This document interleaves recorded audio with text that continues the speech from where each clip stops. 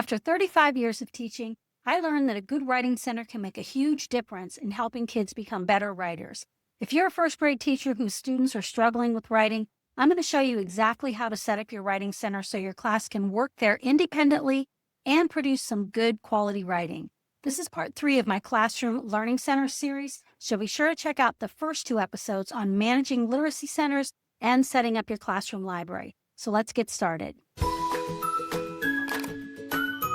Your Classroom Writing Center is not just a place for kids to color and draw.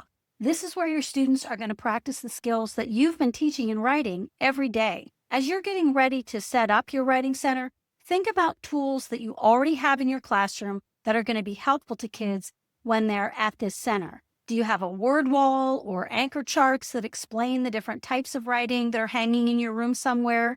It's a nice idea to put your writing center close to those things so that kids can refer to them. If you have the space, I think it's great for the writing center to be at a table or a desk by itself. If not, you could always use tubs that kids take back to their table to work on, but I don't really think that's ideal. If you do have a space for a table and chair, you're also going to need to add some kind of storage for your paper and your supplies. I was lucky enough to have a special table that was built exactly for a writing center with shelves in it. But before I got that, I used stacking trays for storage. Of course, you're going to need something for the kids to write with, and when you're first setting up your center, I would just begin with pencils and crayons. Later, as the year goes on, you can add pens and skinny markers and gel pens and other fun things like that for the kids to write with. At the beginning of the year, you're just going to start with plain white paper, maybe some lined paper, and maybe a seasonal word wall for kids to use.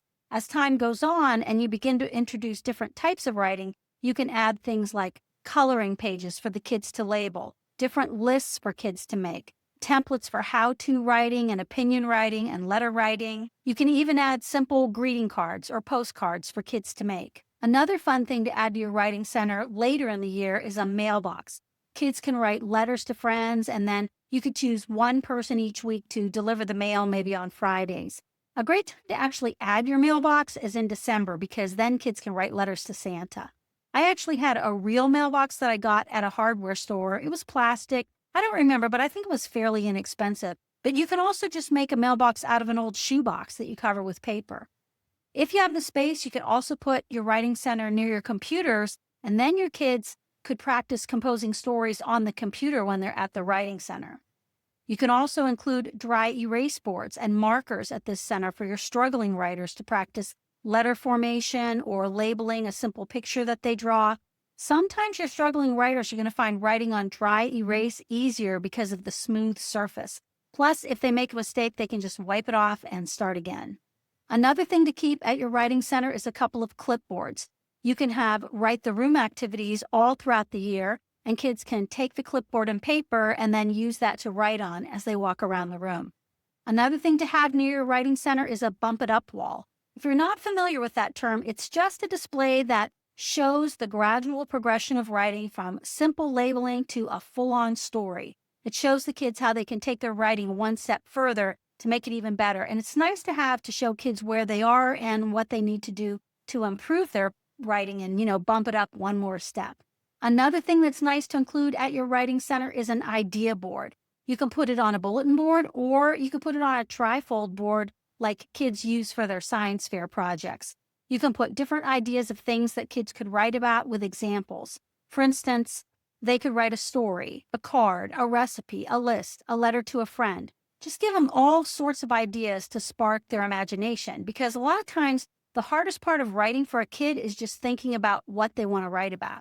At my writing center, I always had different writing templates for kids to choose from. They were seasonal and they changed every month. For instance, in October, there might be like a picture of a pumpkin to color and label, a template for how to carve a pumpkin, writing a list of Halloween candy, stuff like that.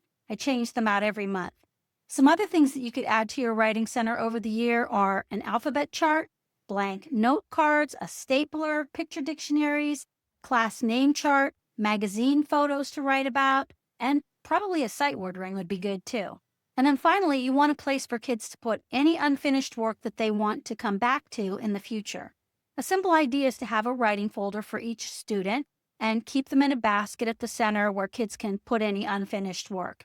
It's also nice to have a special bulletin board where kids can display their writing, or you could even have a little low-hanging clothesline with some clothespins for kids to clip their writing samples. All right, so how do you introduce your Writing Center to your class? One of the most common mistakes I see teachers make is putting out too many things at the beginning. You want to keep it fairly simple at the start of the year. Some pencils, crayons, blank white paper for writing, maybe some lined paper.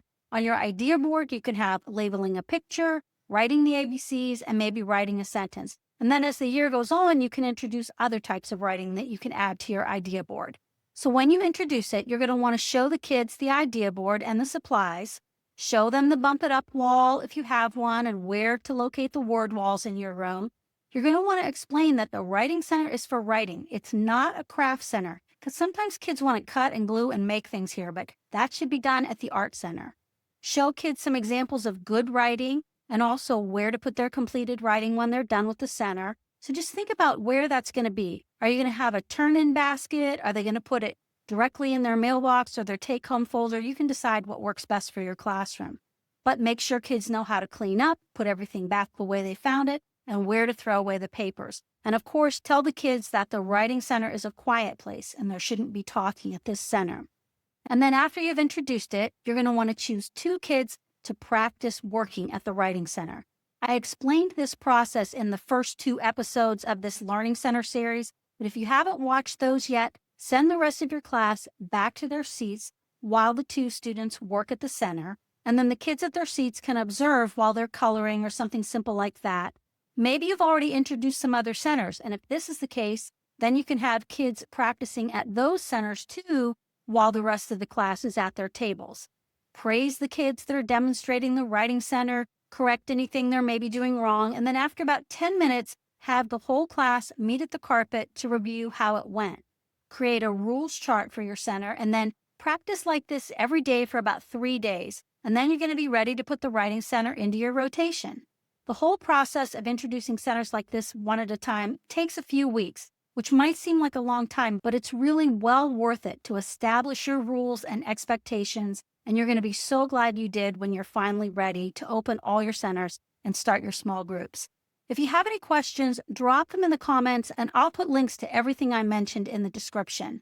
If this video was helpful to you, be sure to give it a thumbs up, and make sure to subscribe so you don't miss next week's episode, which is going to be about your WordWork Center. And until next week, remember to make learning feel like play, and I'll talk to you soon.